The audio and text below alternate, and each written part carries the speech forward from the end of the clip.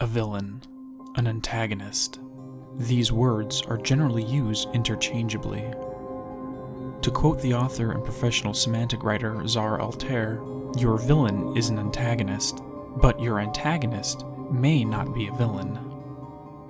Within Quantum Break, the ultimate threat in the story is time itself. Paul Serene, however, holds the role of the primary antagonist. He serves as the catalyst for the drama of the narrative, beginning with the faux execution of Will. The purpose of this discussion is to decide whether Paul is a villain or simply an antagonist. In order to do that, let's take the time to define character roles and character attributes used in a story. First, the character roles. A protagonist is the main character of a story. They act as the primary point of view that we follow throughout the narrative. The antagonists, on the other hand, is a character that acts in opposition to the protagonist. This makes them the driving force of drama within the story. Every protagonist needs challenges, things to block their way and oppose them, otherwise there is no story. Now, let's discuss the two most basic character attributes. These would be heroes and villains. Both are defined not by their role in the story, but by their sense of morality and the ultimate goal of the actions they take. A hero is defined by noble actions and works to make either the world or another person's life better. A villain is the opposite, being defined by selfish and destructive desires and works to sow chaos in the world and the lives of others. With this in mind, the protagonist is not always the hero, and the antagonist is not always the villain. If a story casts the villain as the main character, such as in The Portrait of Dorian Gray, the protagonist is a villain and the antagonist is the hero. These attributes can be modified further. An anti-hero is a flawed character, whom we root for even though they are antagonistic to the hero. And an anti-villain is a villain who is morally gray. The viewer understands they must be stopped, but we are able to empathize with their goals and secretly may even agree with their motives. Using this template, I will attempt to determine how we should classify Paul on this spectrum. Since he acts in opposition to our protagonist Jack, he is certainly an antagonist. But does he deserve to be granted the role of villain or not? Let's observe his story and get some evidence. You and I were 11 or 12 years old when we found that vagrant. Remember? And when I arrived at the past, that was the first thing I tried to change. Chronologically, Paul's story opens in 1999 when him and young Jack witness a man fall off a building in an apparent suicide. Moving forward a bit, in 2010, he is hired by Riverport University as the project coordinator for Project Promenade. For the next 6 years, he heads up the project, leading up to the events at the start of the game. Jack is summoned back to assist, and when the test fails in an explosion of chronon energy, Paul is rendered chronon active and forced into the machine to escape. The error in the system caused Paul to be sent to the end of time in 2021. This was a singularity in time where fourth-dimensional space was trapped into a permanent stutter. However, since he was chronon active, he was able to move during this singularity of time. His movement caught the attention of the shifters, and his experience there was a never-ending fight for survival. Around that time, Beth Wilder arrives to the end of time as well. Initially, Paul gravitates to her, wanting to have the two work together to find a way out of this temporal prison. She, however, opened fire upon the young Paul, and he spent an unknown amount of time avoiding her and the shifters. Eventually, he got the time machine working again, and he traveled back to the first instant the machine was turned on. This was 1999 in Will's lab. Over the course of that first year in the past, Paul works to build Monarch with the intention of preventing the fracture he believes led to the end of time. During that time, he attempted to stop a suicide and ended up causing it to happen. And when I arrived at the past, that was the first thing I tried to change. I went to the roof. I tried to talk him down, but my presence startled him, and he fell, same as before. This was the death that Paul and Jack witnessed in their teens. His failure here acted as a breaking point for the man.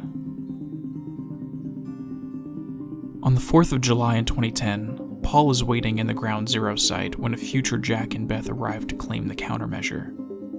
Over the course of the incident, the countermeasure releases a large explosion of chronon radiation. The evening concludes with Jack being forced back to 2016 and Beth being killed. This second dose of chronon rapidly accelerated Paul's chronon syndrome. He takes the countermeasure back to Monarch, renames it the Chronon Field Regulator, and has it used as the basis for the lifeboat protocol. Over the next 6 years, while his younger self worked on Project Promenade, he worked behind the scenes to solve the problem of the fracture. As the months passed, his chronon syndrome worsened. This led to the slow disentanglement of his body from this reality, as well as the degradation of his sanity. Dr. Amaral administers treatment to slow the progress, but over time, the treatment becomes less effective. Anything I try to change, it just triggers the same event. And we keep seeing that body. Because we were meant to. I'm not turning my back on the human race. This brings us to the start of the game. Over the 17 years since Paul left the End of Time, he has determined that time cannot be changed, and as such, nothing is more important than the lifeboat protocol. The end of time is inevitable. Nothing can stop it, and trying can even cause more harm. Safeguarding Monarch scientists through the lifeboat so that they can solve the problem and save the universe is more important than any one man. This belief leads him to order the execution of Will Joyce, and in some timelines, the execution of Amy Ferrero and the other Riverport protesters. Over the course of Quantum Break, Paul's sickness rots his sanity, and we watch his transition into a shifter just in time for the final fight. When the two brothers repair the fracture, Paul is scattered across time into a state of superposition. This concludes the story of Paul Serene, at least within this game. So what did we learn about his character? Paul's initial reaction to the apocalypse to come was to stop it, just like Jack, Beth, and Will. He attempted multiple times to prove the theory it was possible to change time, as seen when he tried to prevent the vagrant's suicide. This resulted in failure, and he learned he was ultimately the cause of the man's death. From here, he determined it was impossible to prevent it and focused on retroactively repairing the fracture instead. As previously mentioned, any further attempts to prevent the incident was doomed to failure and would cause more damage. So when his friend works towards this end, he must stop him. He cannot allow Jack to damage the universe further, after all. The execution of Will was for the same reason.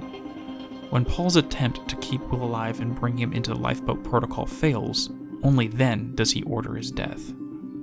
In the end, Paul has no desire to kill others or create any misfortune, but he is willing to take those sins onto himself if it means the safety of mankind and the universe. He has no selfish motives, and largely does not harbor malcontent for those whom he harms. The only exception to this is when he murdered Beth Wilder. This was partially due to her attempting to kill him when they were trapped in the End of Time, and partially to ensure that he took possession of the countermeasure. This can be considered the most villainous act the man ever committed. Since then, however, his goal has been to repair the world and ensure that time marches on, not to sow further seeds of chaos and ruin. Jack and Paul are not so different in their motives. Both wish to fix the fracture and save the universe.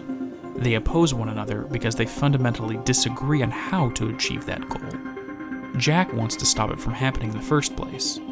Paul knows it will happen and instead is trying to repair it after the fact. This schism in their ideologies is based upon a simple little thing of the human condition. That is hope. Jack still has it, and 17 years of failure has eroded the hope Paul once had, and he resigned himself to taking the hard road. The tragedy of how these two friends were separated by this difference of opinion goes back to a lack of information. The simple truth is that the End of Time was not caused by the fracture. This false belief was the foundation of all of Paul's actions throughout the narrative. Simply having one piece of bad intelligence led to the misfortune of an entire town and the lives of thousands. The lesson to be learned here is that it is easy to paint the antagonist of our story as the villain. Just because we fundamentally disagree with one another does not make the other wicked. Usually, the schism is due to a difference in available information. Each of us has a mental library of information we have been exposed to in our lives. As such, person A may have different information and a different perspective from person B. Rather than demonizing one another, it is more productive to clarify where the other is coming from. They may know things you don't, and you may know things they don't.